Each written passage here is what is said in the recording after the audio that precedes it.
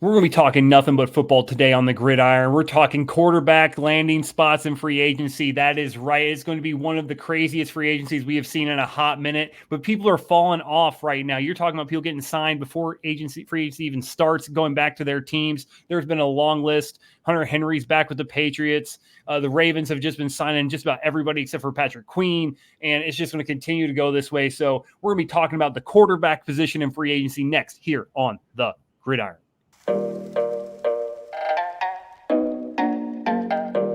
Welcome into the gridiron. Before we can talk about all of that fantastic football stuff, I want to give a big shout out to one of our affiliates, and that is Lids. If you're a hat guy like me, I go to one place to get my hats, except for this one. This one you have to go to KB's official site to get it. But I go to one other place to get my hats, and that is lids.com. I used to go to all the time in the mall and get myself some lids and stuff. I used to beg my mom when I was a kid to go through there back when we lived over there by Purdue University in West Lafayette, Indiana. That store closed a long, long time ago. But you know what? Lids.com is now a part of my life, and it is a part of the house call. We have a code and a link that we'll put in the description of this video for you to go get all of your hat needs. But they don't just have hats, people. They got jerseys, shirts, sweatpants, everything you need to support your team in any sport. Lids.com has it. So go to Lids, get your team gear, and rep them while you're out living your life. Sammy, it's been a crazy free agent period. It hasn't it? Yeah, it has been very interesting already. Very, very interesting. And it's crazy just to think some of the names that are off the table already. You're talking about Mike Evans is back with the Bucks. People are getting franchise tagged left and right. T. Higgins got tagged. We've seen the franchise tag flying around. People are returning to their teams. And what will look to be a very, very loaded free agent class seemingly did what it does about every single year. It kind of, flutters out at the end and just turns into, there's a couple of big names left, but realistically, it's not what we thought it would be. The only position that's not true on, realistically, where the names that started off are still there is the quarterback position. I mean, right. You think about the wide receiver, defensive line, the corner position, and the secondary positions actually continues to just get more and more filled with names. I think that might be the strength of this free agency period right now is the secondary. Right. But, the quarterback position is the one that's just kind of been the same the whole time. The names that were there are still there. And it's going to be really interesting. I mean, I think I'm looking at PFF right now. There's a couple of teams that are just going to be outside of that range to really get those top three guys. You got the Falcons at 8, the Vikings at 11. You got the Broncos at 12, the Raiders at 13, the Saints at 14. Those guys are straight right there in the draft. They're not close enough to get that top quarterback. They're really not going to be in that position to get a top wide receiver either. So they're kind of in no man's land, and their best bet is free agency. So we're going to talk about those teams specifically, maybe a few other guys later in the draft, as well as the Rams. And I think that's really all that's out of the top, besides the top teams that are going to be getting their quarterbacks probably in the first 5 picks.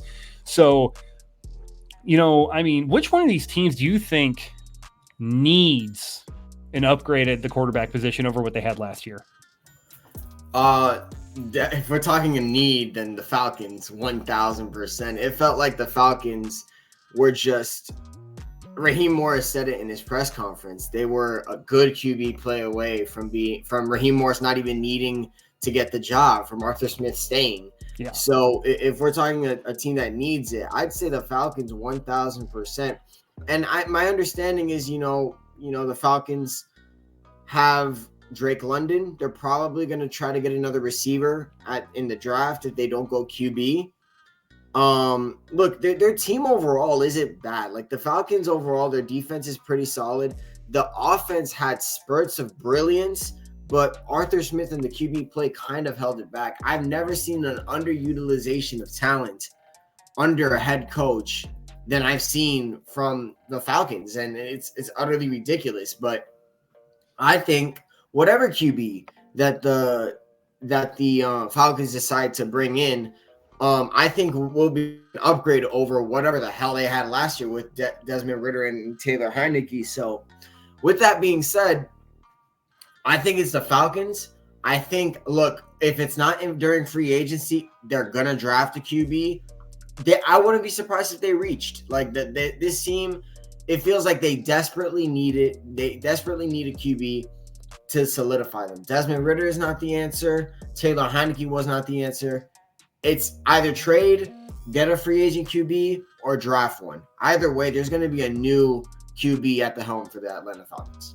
Yeah, absolutely. I mean, they only have they have about $41.5 million in available cap space right now. I think that kind of puts them out of reach of the Kirk Cousins, sort of sweepstakes, what a lot of people are expecting him to get per year, because they still have to save enough money to sign their draft class, which is usually around $7 million.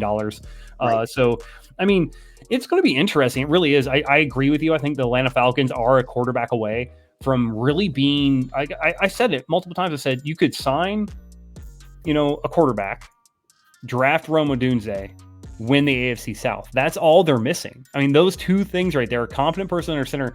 So I'm actually going to lean here. I think that, the quarterback that fits the Atlanta Falcons the best, and, this is kind of just where I'm at right now, a Gardner Minshew. I think Gardner Minshew is that bridge style quarterback you could get for like $8-9 million a year. You're going to be able to pay him a little bit more because he is going to be a starter. Most people aren't going to want to pay him around $10 million because he's going to be a backup, right?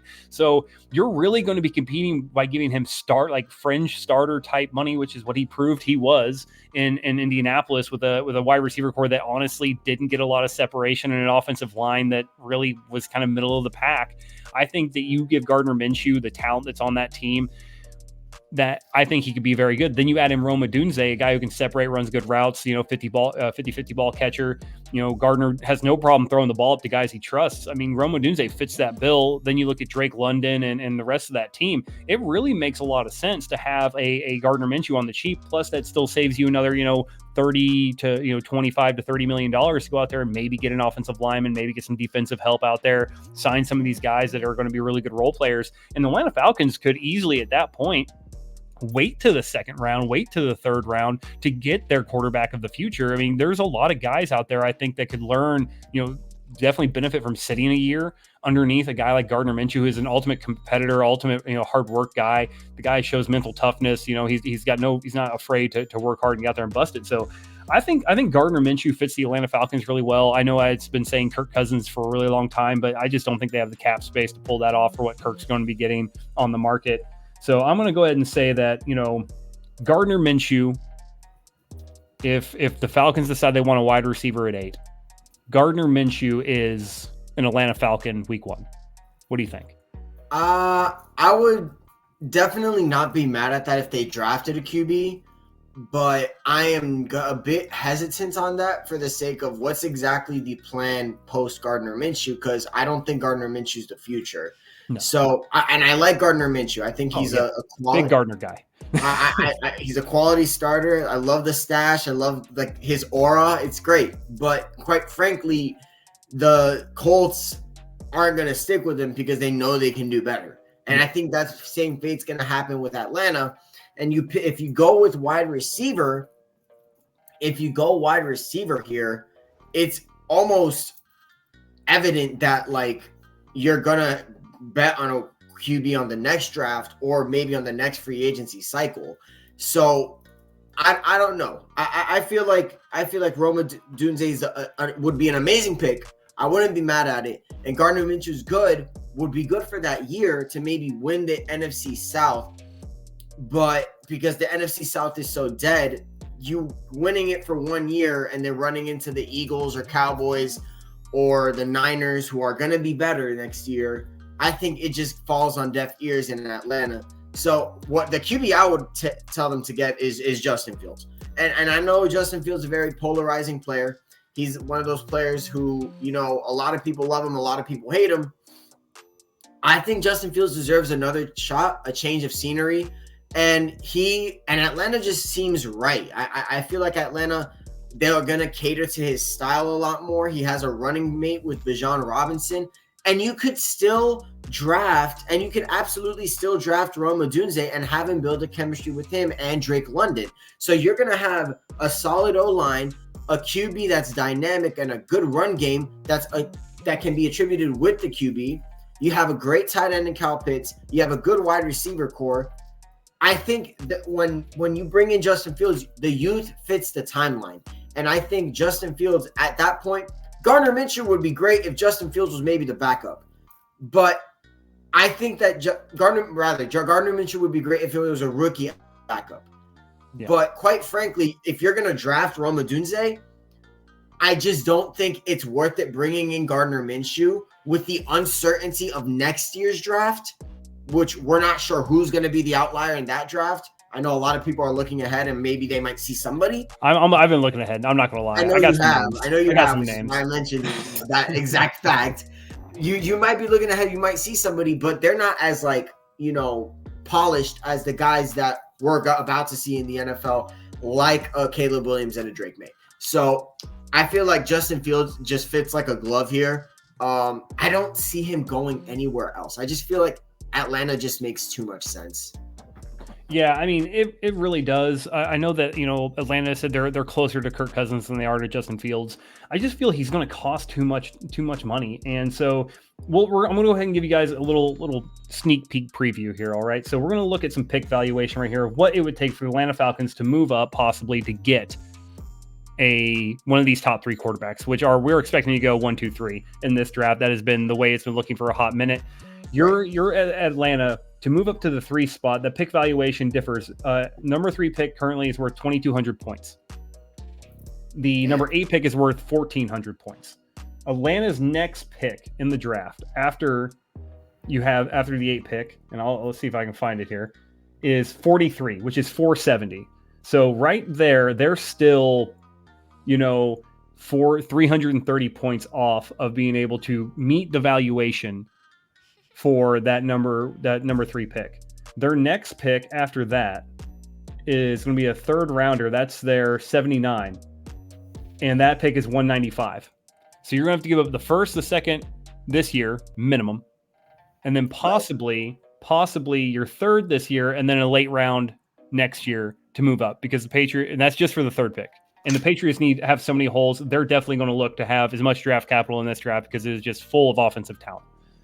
You look at number 2, that's an extra 400 points you have to make up there for that draft valuation. So them moving up is a huge move to get there, to get a guy that they value. They have to value that guy very, very highly. I don't know if the Atlanta Falcons look at that with the cap space they have and go, we get that guy, we are winning the division for the foreseeable future, and we're going to be competitive in the NFC. That's my only thing about that. But I'm a Kirk Cousins or a Gardner Minshew on the free agency side of things. A Justin Fields trade, he's being shopped. Mac Jones is being shopped. I mean, there's a lot of guys being shopped right now that aren't free agents that Atlanta could look at. I just don't know where they go. I mean, they're kind of in that no man's land of being able to get like one of the top quarterbacks on free agency or in a trade. So I kind of is right there with them. But we'll go ahead and talk about another team here. I've been looking, like I said, I'm checking out the cap numbers as well as pick valuation. So we're going to go ahead and talk about a team that is in probably the worst position. Actually, 2 teams that are probably in the worst position out of the teams that have quarterback needs. And that is the Denver Broncos and the New Orleans Saints. Both are negative in cap space right now. The Broncos are 5.5 over cap, and the Saints are almost $9 million over cap. Both of them have quarterback questions. Both of them have quarterback needs. It's actually rather impressive how the Saints, I think last year or 2 years ago, they were like over the cap like $45 million this time last year. And they were trying to figure that out. And somehow they just, moved money into the future and, made their problems last longer. I think that there's a lot of questions here with those 2 teams. Their best bet is to get a guy in the draft. Their best bet is to find someone in the draft. But like I said, they're both picking. I think the Broncos are picking at 12. The Saints are picking at 14. If you're talking about trading up, pick valuation and things like that, I mean, the Broncos right now hold picks 12 and 76. You're not getting into the top 3 with just a 1st and a 2nd. Or 1st and a 3rd in this year's draft. You're probably going to give up a 1st and your 3rd, your first 2 picks in this year's draft, your first 2 picks in next year's draft, and probably one of your top 3 picks in the year after, just to get up into the top 5, let alone the top 3. The Saints, they're not in much better of a situation. If my memory serves me, they do have a 2nd rounder, but then they don't pick again from after 45 to 149. So you're giving up a 1st and a 2nd for sure. You're giving up a 1st and a 2nd next year for sure. Probably a late round pick this year as well. And then probably your 1st and your 2nd in 2026. So you're going to have to mortgage 3 first round picks to go get your guy. I just don't see either of those teams moving up. I think that the Saints specifically have too many holes. They'll ask It's a for rough them. situation in Denver right now, man. Yeah. It's rough for them. And That I don't. Russell Wilson trade set them back a Yeah. lot. And they expected a lot more from that. They're going to cut Russell Wilson, and there's some rumors that he's going to sign for very, very little money when he does hit the open market, just because he hasn't performed well in the last couple of years. So he could find himself in a chance to revitalize, and that might be another quarterback for some of these other teams to look at. I mean, you think about how where the Vikings are right now. Yeah. Russell Wilson for the Vikings. I mean, that's not bad. I mean, the wide receiver talent they have there. It's just, Kevin O'Connell is a very, very good offensive coach. I think that he might be able to have revitalization there, but I don't know how much of Russell Wilson I actually trust anymore or believe in. I don't think I trust Russell Wilson at all. And I think Russell Wilson right now has proven that he is a shell of himself. I think the best we got of Russell Wilson this year was just a de facto game manager. And it sucks because I'm young. I'm old enough to remember when Russell Wilson was considered a top 5 QB in the league and he had the best deep ball in all of football. But now it's just not the case. It's just not anything. His deep ball is not that good anymore. He doesn't see the middle of the field. He's not as accurate. It's just check down after check down. And quite frankly, that would be useful if he had weapons around him that could make plays after the catch. But quite frankly, aside from maybe Javonte Williams, he really doesn't have anybody that can make a play after the catch. Jerry Jeudy, we thought he'd be a lot better. But, as Steve Smith Sr. once said, he's a jag. He's just another guy. So, quite frankly, I think the Broncos have to draft a QB. I think you have to sign a free agent QB as well, a bridge, and develop. Because right now you're cooked. You're paying dead cap because of Russell Wilson's cut. Your safety, you're cutting him. The wide receivers are probably going to get traded. Right now, it's about righting the wrongs of the Russell Wilson trade. And quite frankly, you do that by, drafting a QB, whatever QB. Then at that point, also getting a bridge QB and helping that QB develop. So it's a rough situation in Denver right now. As for the Saints, I think they should stick with Derek Carr. I really do. And it's not because I think Derek Carr is a overall good QB. I just think right now, the QB talent that you have right now is, of course, a game manager. But in my opinion, that could also be a good enough bridge QB to where you could draft a QB as well. And not every QB that some of these players like, some of us like here at House Call, is going to go in the first round. Jaden Daniels is probably going to be a top 14 pick. Yeah, that's true. JJ McCarthy, probably the same case. I would not back that 1 second. But Michael Penix, you got Bo Nix, Spencer Rattler's another name. Like, there's a lot of talent at the QB position that they're not ready, but they could be ready eventually. And I think Derek Carr is good enough to where you could try to win with him, try to maybe win the division, make the playoffs, see if you could do a playoff push, and also build on a QB that you're trying to develop. Derek Carr's contract doesn't help him at all whatsoever, but you still have – he is not terrible to the point where you need to get rid of him like a Russell Wilson was last year, or like how like Russell Wilson was this year.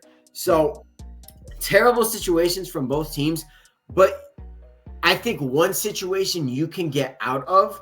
The other situation, it's going to take a lot of work, particularly the Denver Broncos. It's going to take a lot of time to right the wrongs of that terrible Russell Wilson trade. That's going to go down in history as the worst trade in NFL history, no doubt. Yeah, it's definitely up there for sure. I mean, it's kind of funny. We've been talking about these quarterbacks and we talked about Russell Wilson. I think Russell Wilson in Atlanta wouldn't be a bad option if he signs for, as much money as he's suspected for a 1-year deal to try to prove himself one last time that he can, earn a big contract. I think that would be a good place, especially when you're talking about guys who can make moves after the catch. They have a couple of those guys there in Atlanta who can really, have some yak capability there.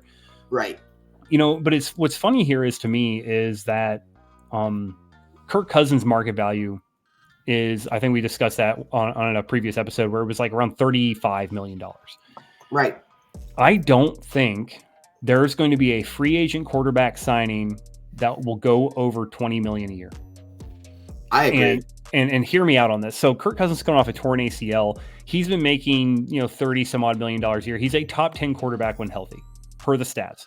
He's a stat patter. I 100% believe that. I do not buy that he's an actual top 10 quarterback. Never have, never will. Oof, He's a stat patter. He's a guy who, when he faces weak opponents, he's going to pop off for 500 yards and 4 touchdowns and a completion percentage somewhere in the 80s. But when he faces a solid defense, he's mediocre. I mean, he's a middle of the pack guy. He's not that great. He just isn't. He has great games and bad games, and I think that a lot of the time his best seasons have come with like significantly better talent. He's not an elevator. For me, he just never screamed a top 10 quarterback, but he's been getting paid like a top 10 quarterback, and his stats say he's a top 10 quarterback. So you have to credit the man a little bit. And I'll give him his flowers. He does credit him completely too. I mean, he was on a great pace before he got injured, and that's he was playing at an MVP level before he got injured, and he was doing it against quality opponents. And knowing what we know now with the defense, man, we could be talking about the Vikings making the playoffs. How they almost were giving them a run with Josh Dobbs. I can't imagine with Kirk Cousins fully healthy what they could have done. So. I think Kirk Cousins is getting a little too much disrespect here, Joe. I've never been a Kirk Cousins believer. I know you haven't. It's unfortunate. It really is. I'll take that. I do agree that I think there's a strong possibility that he could take a pay cut though. I think that's not out of the realm. I think he got his money 1,000%, and I think yes, you could use last year as a de facto why he should be getting paid more. But the fact of the matter is this: you got hurt. Yeah. And you got hurt with one of the worst injuries in sports, not just like a regular calm injury. No, the Achilles tear is about as terrible of an injury as you could ever get as an athlete. Yeah. And not a lot of athletes in history have been able to bounce back and become the same player. So quite frankly, honest to God, I think Kirk Cousins is aware of this. He's aware that his Achilles is not necessarily going to be 100%. And I think he'll take a pay cut, and they're going to be able to find a way to not only take the pay cut, plan for the future. Kirk Cousins is going to get guaranteed money still. I still think Kirk Cousins is going to get the guaranteed money he eventually wants. It's just not going to be the extension that he thinks it's going to be. Yeah. I think $20 million is very sound, and I know $20 million is very sound, especially coming off an Achilles injury. $25 million sounds pretty damn good for a QB that's coming off a terrible injury like that.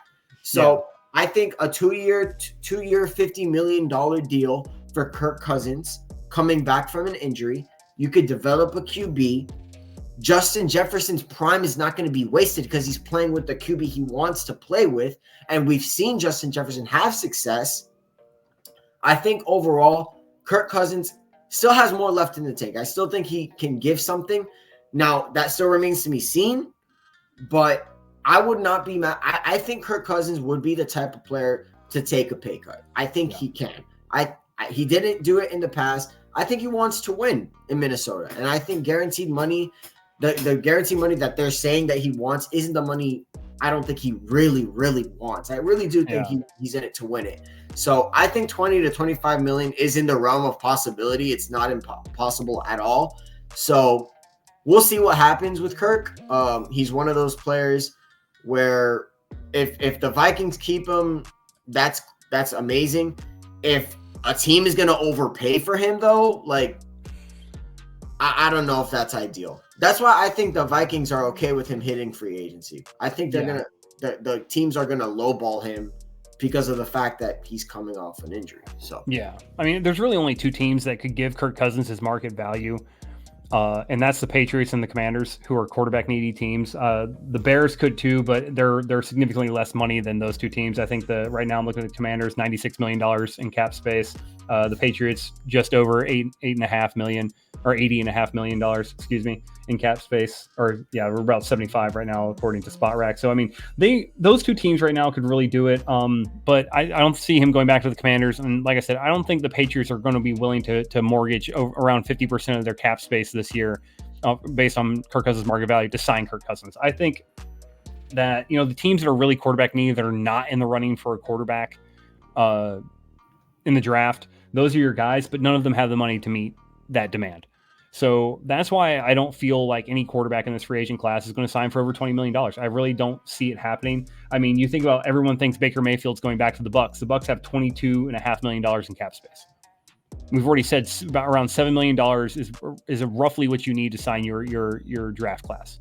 Right. So at that point, Baker Mayfield goes back to the Bucs. He can only sign for something around 10, right? And that's all they're going to get, unless they do some cap space gymnastics and restructure some deals, extend some money into future years.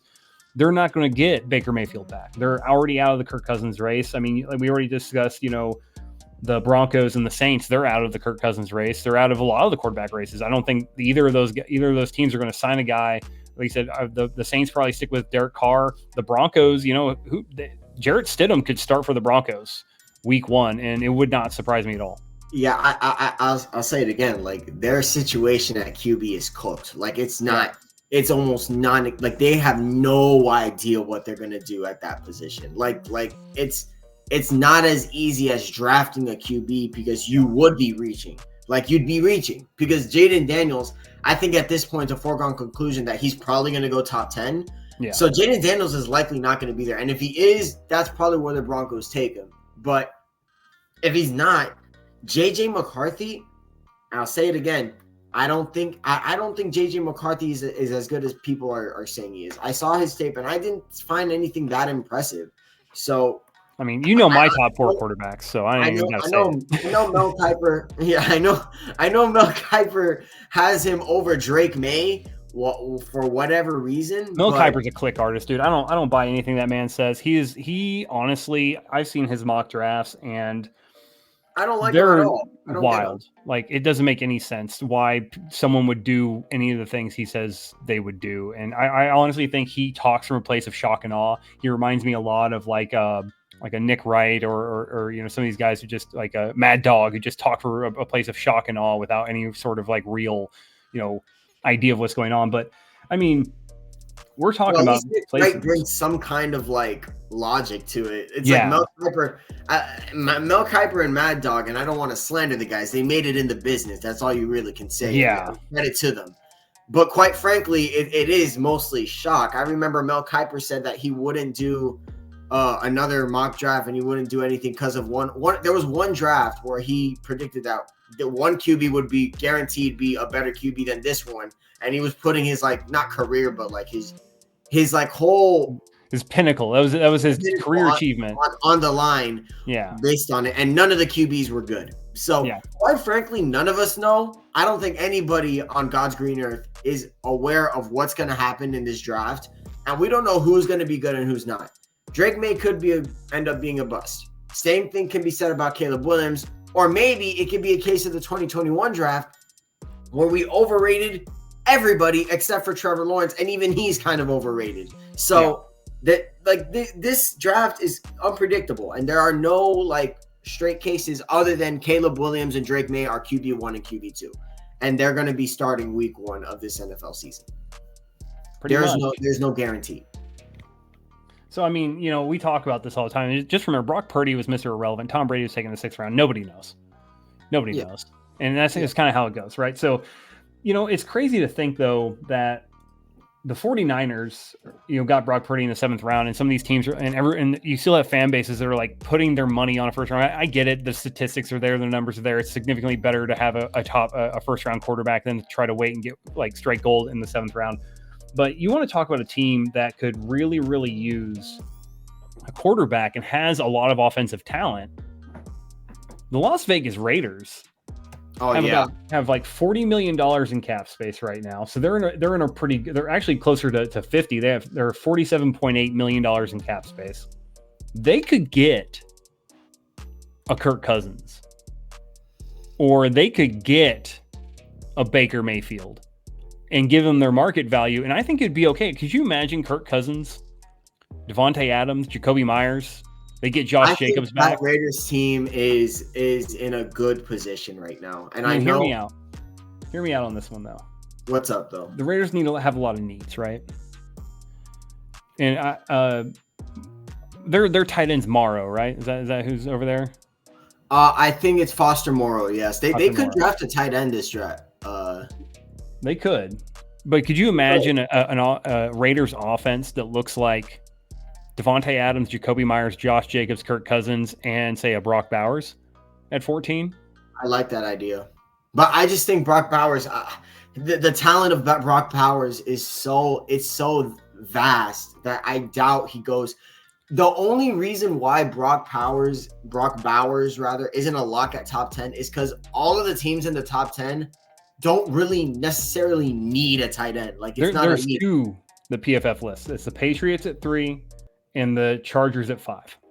Yeah. So and even then, New England just re-signed Hunter Henry. So the thought of Brock Bowers, I can't say his last name. Brock BB. Bowers. BB. Bowers is probably going to be a lock at the Chargers, or like you said, the Las Vegas Raiders, and the very last spot, like he's not getting past Cincy. Like no. Cincy, oh my God. And that's a nightmare fuel kind of thing. And that is a nightmare because they've been waiting for a tight end that has been reliable on both sides, both blocking and receiving. And Brock Bowers brings everything. Yeah. So we're talking about one of the best tight end prospects. He's probably the best tight end prospect since Kyle Pitts, who's the greatest tight end prospect ever. So, quite frankly, we did say prospect, not greatest tight end ever, just greatest prospect. I'm talking prospects.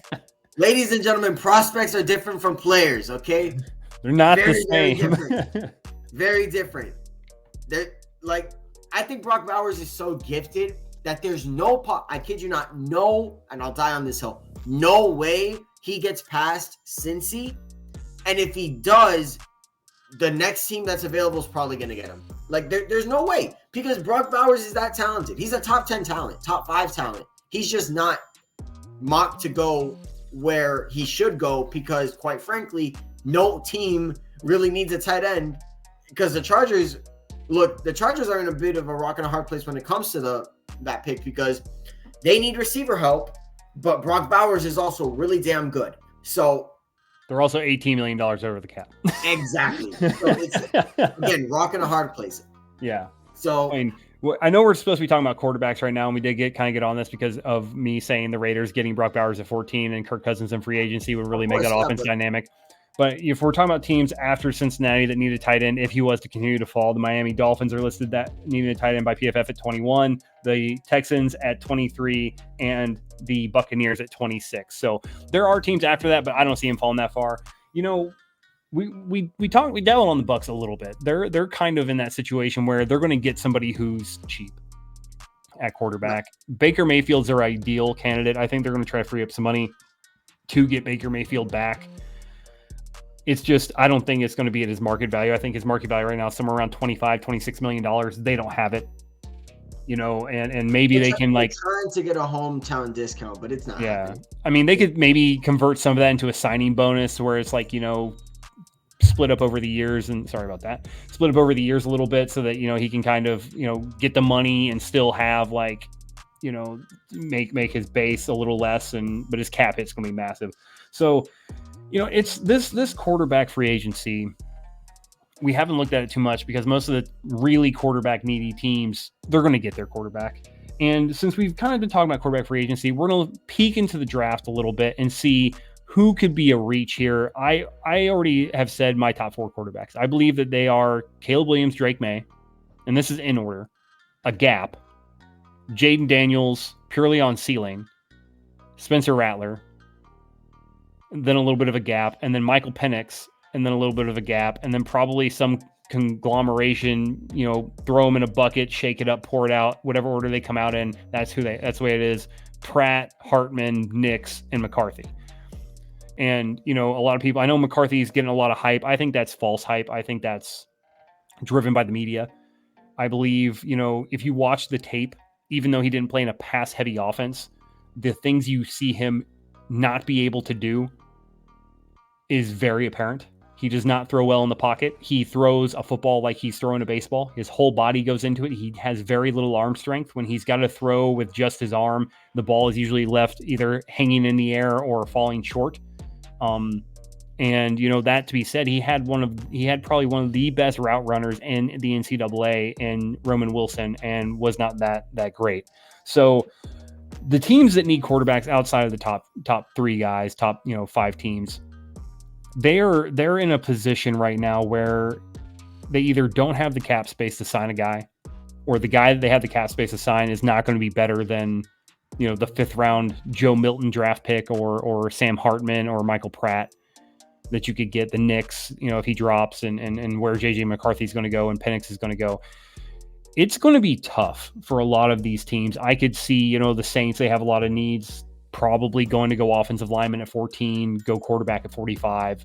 We were talking about the Broncos, their pick order right now, if I'm looking at it, they could probably go,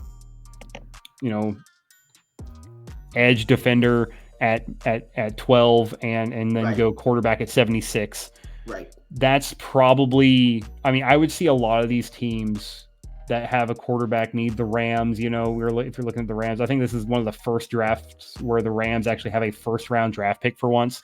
I could see them going, similarly offensive line. Yeah. That's a miracle. I can't believe the Rams have a crazy. They've been right? they've been able to, for the most part, stay relevant during the entire time. They have not had a 1st round pick. Yeah. Which is insane. Crazy.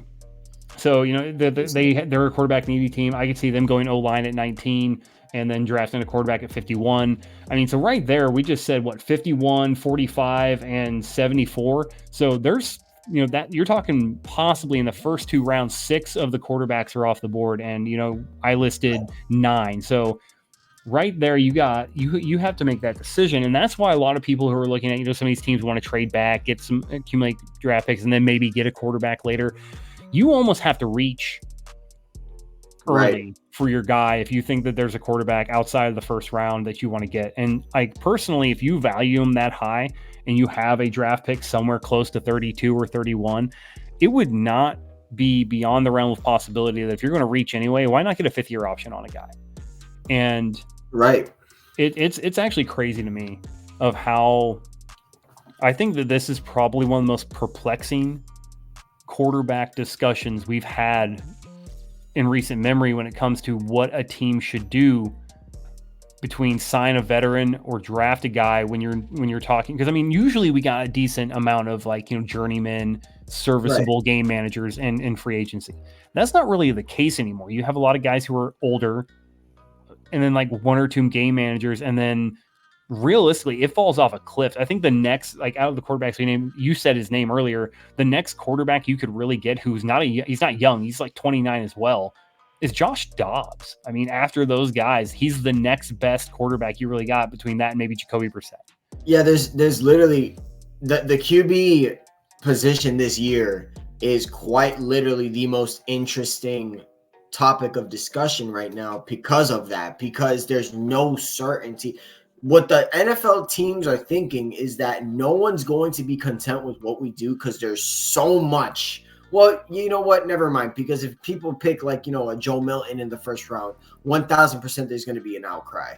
But when it comes to the QB position in the draft, it's top heavy and then there's a fall off. But you also acknowledge that you could do something with that crop that's a part of that fall off, like a JJ McCarthy, like a Bo Nix, a Michael Penix, a Spencer Rattler. It is top heavy between the first 3 overall picks, but quite frankly, you could do so much with that last crop of talent that you're willing to possibly reach. And that's kind of where NFL teams, I think, are a bit scared, because if you're drafting a QB, the job is there. The job's on the line, immediately, especially in the 1st round. It's a miracle that Joe Douglas has not been fired for drafting Zach Wilson. And the only reason why Kyle Shanahan and that 49ers team, that regime, did not fire John Lynch is, quite frankly, simple. They found Brock Purdy. And if Brock Purdy is not the way he is, then we could have been seeing some major shifts in San Francisco. Same thing with the New England Patriots and Mac Jones. Like, since Mac Jones didn't turn out, Robert Kraft and Bill Belichick would be on the hot seat anywhere else, like, because of that. But since they're a dynasty, they get away with it. I mean, Belichick got fired anyway, so. Belichick got fired anyway for it, but it wasn't, let's be honest, I don't think he ever believed in Mac Jones. But with that being said, in free agency, it's almost the exact same thing. You're uncertain about Kirk. You're uncertain about Baker Mayfield. Uncertain about Justin Fields. There is no certainty in this entire, there's no certainty aside from possibly Caleb Williams, Drake May, and that's it. Like, that you're taking a risk either way. The Patriots would be taking a risk taking Jaden Daniels at 3. They'd be taking a risk signing Baker Mayfield. The same thing with the Raiders. Yes, you want to get a Kirk Cousins. Yes, you want to get a Baker Mayfield. What if that was what if that was it? Like, what if this is it for Baker Mayfield and we saw the best of him? And Dave Canales was the only reason. Dave Canales is gone. So there's so many aspects in this QB class. There's so many uncertainties that, to the point where you literally have to just like take a punch or take a swing and hope for the best. Like, that's really what teams are going to be doing. That's what the Broncos might do at the 12th overall pick. Same thing with the Raiders. Same thing with the Saints. You're going to see some reaches. Teams are going to there are a lot of GMs that might be fired after this offseason because of the decisions that are about to be made.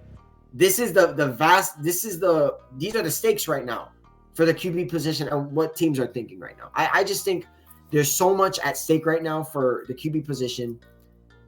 You're taking a risk either way. Just don't take too big of a risk to the point where it makes no sense at this point. Absolutely. And like you said, it's really going to just come down to everything. And I think this is why a lot of us are sitting here looking at, this draft as being probably the most exciting we've seen in a really long time, just purely because of all what the teams can and can't, or, will or won't do, can do. Right. I mean, the options are limitless.